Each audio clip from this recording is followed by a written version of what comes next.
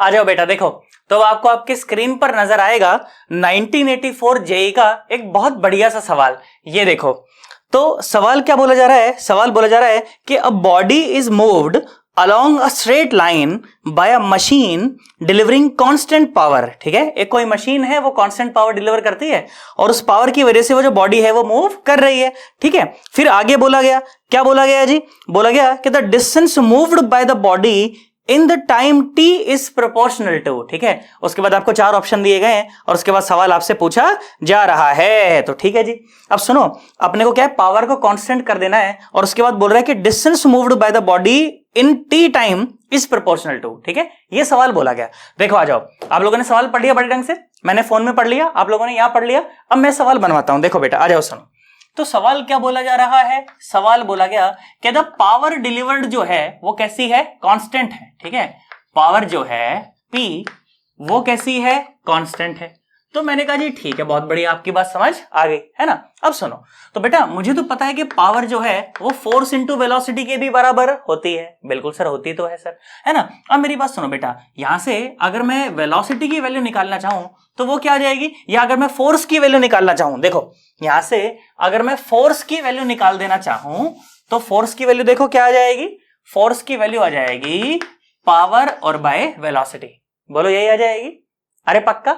अब बेटा बहुत ध्यान से आप देखें तो आपको तो ये भी पता है कि जो फोर्स है वो मास इंटू एक्सेलरेशन के भी बराबर होता है। बोला हाँ सर होता है बेटा। तो अगर इन दोनों इक्वेशंस को अगर हम लोग आपस में इक्वेट कर दें तो आप बहुत ध्यान से देखें तो ma will be equal to p by v, ऐसा ही हो जाएगा ना। तो जो एक्सेलरेशन आ जाएगा वो कितना आ जाएगा, p बाय mv। बोलो बात समझ आई, अरे पक्का। बोला हाँ सर इतना आ जाएगा बेटा। और जो एक्सेलरेशन होता है क्या वो dv बाय dt के ही बराबर होता है। बोला हाँ sir, acceleration dv by dt के बराबर होता है ना। तो देखो dv बाय dt जरा पुट करो एक बार ऊपर, देखो तो क्या आ जाएगा, ये आ जाएगा dv by dt is equal to p by mv। बोलो बात समझ आ गई। ये p वहां पे मोमेंटम नहीं है, ये p वहां पे पावर है बेटा, पावर। ओके, कहीं सोचो ऊपर भी पावर, नीचे भी ऊपर भी मोमेंटम, नीचे भी मोमेंटम, काट दिया 1, वो नहीं है वो। ठीक है, अब सुनो, देखो वेलोसिटी वाली टर्म एक तरफ कर लो, बाकी एक तरफ कर लो। तो ये आ जाएगा v dv is equal to p by m और साथ में आ जाएगा dt। बोलो ऐसा ही आएगा क्या, अरे पक्का। चलो आ जाओ, अब दोनों तरफ हम इसे जरा इंटीग्रेट करते हैं क्योंकि थोड़े से टाइम इंटरवल में थोड़ा सा जो वेलोसिटी में चेंज है ये वो आया है। ठीक है, तो 0 से t की कुछ लिमिट लगा दी, 0 से v की कुछ लिमिट लगा दी, तो ये आ गया v² बाय 2 और सामने आ गया p बाय m और साथ में आया t।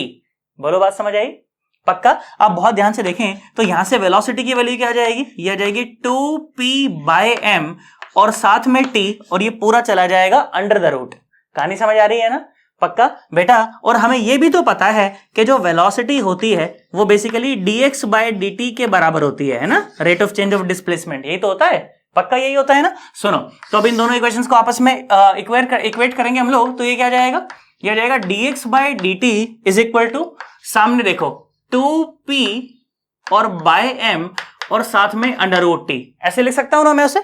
इसको ये जो t इसके साथ अंडर रूट में था मैंने उसको बस मल्टीप्लाई में अलग से लिख दिया उसको, तो ऐसा तो लिख सकते हैं, इसमें तो कोई खास बात नहीं है ना। अब बहुत ध्यान से देखें तो dx will be equal to under root 2p by m और साथ में अंडर रूट t और साथ में आया dt।